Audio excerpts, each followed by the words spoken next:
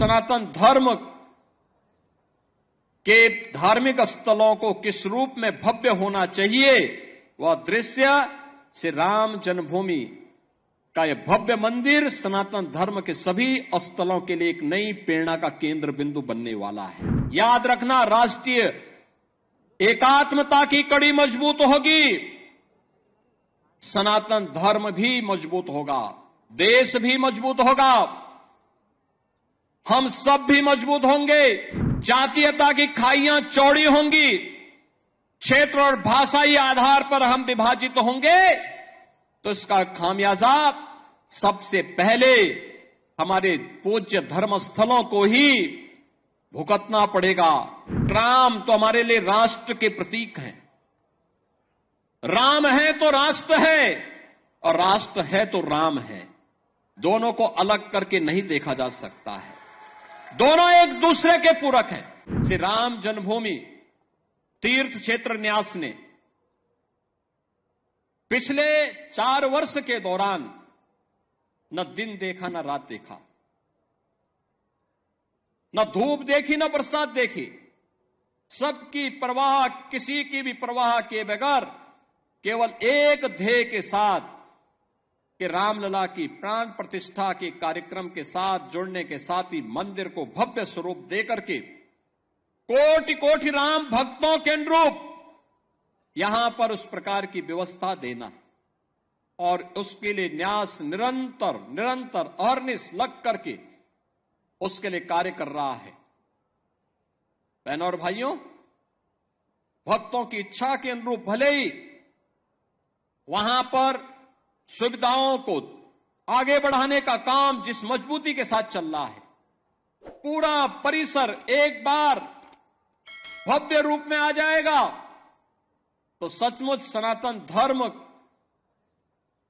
के धार्मिक स्थलों को किस रूप में भव्य होना चाहिए, वह दृश्य श्री राम जन्मभूमि का यह भव्य मंदिर सनातन धर्म के सभी स्थलों के लिए एक नई प्रेरणा का केंद्र बिंदु बनने वाला है। और उसके लिए हम सबको अपने आप को तैयार करना। आज का जब हम यहां पर प्रतिष्ठा द्वादशी के अवसर पर आए हैं, तो बहनों और भाइयों, हमारे सामने बहुत सारे लक्ष्य हैं। एक चीज हम सबको इस बारे में ध्यान रखना होगा, और वह इस बात को लेकर के रखना होगा कि किन कारणों से, वे कौन सी परिस्थितियां थी कि समाज बटा हुआ था और हमारे पूज्य आराध्य देव स्थल अपमानित हो रहे थे। अगर हम जाति के नाम पर और तमाम अन्य वादों के आधार पर विभाजित रहेंगे, तो इस प्रकार की अपमानजनक स्थितियों का सामना हम सबको निरंतर करना पड़ सकता है। और इसलिए आज की आवश्यकता वही है जो न केवल हमारे वर्तमान को बल्कि भविष्य को भी सुरक्षित रख सकता है। उस एकता के सूत्र में बांधने के लिए, राष्ट्रीय एकात्मता के लिए कार्य करने के संकल्प के साथ जब हम जुड़ेंगे, याद रखना, राष्ट्रीय एकात्मता की कड़ी मजबूत होगी, सनातन धर्म भी मजबूत होगा, देश भी मजबूत होगा, हम सब भी मजबूत होंगे। लेकिन अगर हमारा देश कहीं किन्हीं कारणों से आपस में ही विभाजित होकर के कमजोर होगा, जातीयता की खाइयां चौड़ी होंगी, क्षेत्र और भाषाई आधार पर हम विभाजित होंगे, तो इसका खामियाजा सबसे पहले हमारे पूज्य धर्म स्थलों को ही भुगतना पड़ेगा, बहन और बेटियों को ही भुगतना पड़ेगा। उस प्रकार की स्थिति हम सबके सामने दोबारा न होने पाए, या एक नया संकेत भी द्वादश प्रतिष्ठा का यह आयोजन हम सबको, प्रतिष्ठा द्वादशी का यह कार्यक्रम हम सबको इस नई प्रेरणा के साथ आगे बढ़ने के लिए प्रेरित कर रहा है। और इस अवसर पर मैं आप सबसे यही आह्वान करूंगा, मैं एक यही आह्वान करूंगा कि प्रतिष्ठा द्वादशी हम सबको राष्ट्रीय एकात्मता को मजबूती प्रदान करने के लिए आह्वान कर रही है। और प्रधानमंत्री मोदी जी ने प्राण प्रतिष्ठा समारोह के दिन, आज के ठीक 1 वर्ष पहले, देशवासियों से यही आह्वान किया था कि राम तो हमारे लिए राष्ट्र के प्रतीक हैं। राम है तो राष्ट्र है, और राष्ट्र है तो राम है। दोनों को अलग करके नहीं देखा जा सकता है। दोनों एक दूसरे के पूरक हैं। उत्तर से दक्षिण तक, पूरब से पश्चिम तक, इन्हीं आराध्य देवों के कारण आज वर्तमान भारत है। और इस नए भारत को आज जिस दिशा में प्रधानमंत्री मोदी जी के नेतृत्व में आज आगे बढ़ाया जा रहा है, इसके लिए हम सबकी जिम्मेदारी बनती है कि हम सब उस अभियान का हिस्सा बने, याद रखना, सत्य को अधिक दिनों तक कोई धुंधला करके नहीं रख सकता है।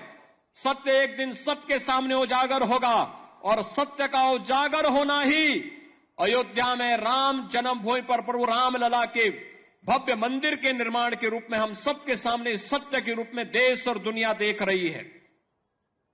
राम जन्मभूमि में प्रभु राम का यह भव्य मंदिर का निर्माण दुनिया में दबी कुचली सभ्यता और संस्कृति के लिए एक नया संदेश भी है।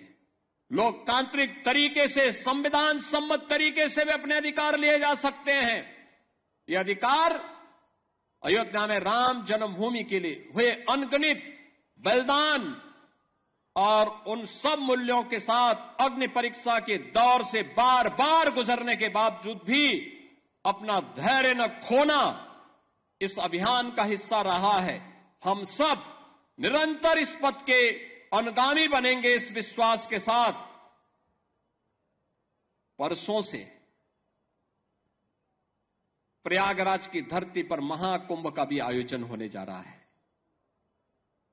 और प्रयागराज में भी जैसी सुविधा अयोध्या धाम में है, ऐसी भव्य सुविधा प्रयागराज में भी सबको प्राप्त होने वाली है।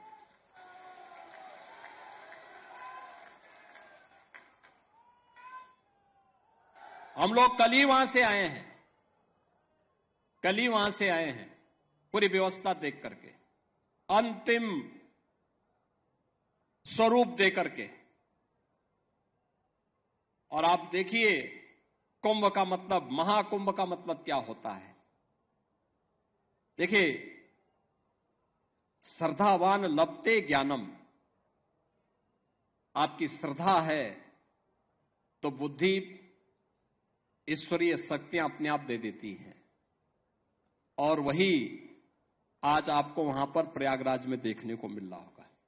प्रयागराज में जिस रूप में एक बार फिर से महाकुंभ का आयोजन, जिस भव्यता के साथ, जिस दिव्यता के साथ, आस्था और आधुनिकता के संगम के रूप में प्रयागराज की धरती में देखने को मिल रहा है, मैं आप सबसे भी कहूंगा, एक बार जाकर के, त्रिवेणी में जाकर के, अयोध्यावासी तो मां सरयू का यहां पे स्नान करते होंगे, यहां पे मां सरयू का आशीर्वाद से यह कृपा तो उन पर बनी रहती है।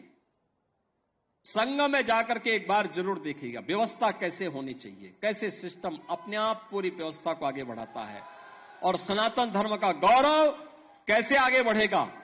इन सब का एक मूर्त रूप आपको वहां पर भी देखने को मिलेगा। इस अवसर पर मैं आप सबको For exclusive and insightful videos, subscribe to our new channel ABP Live Premium.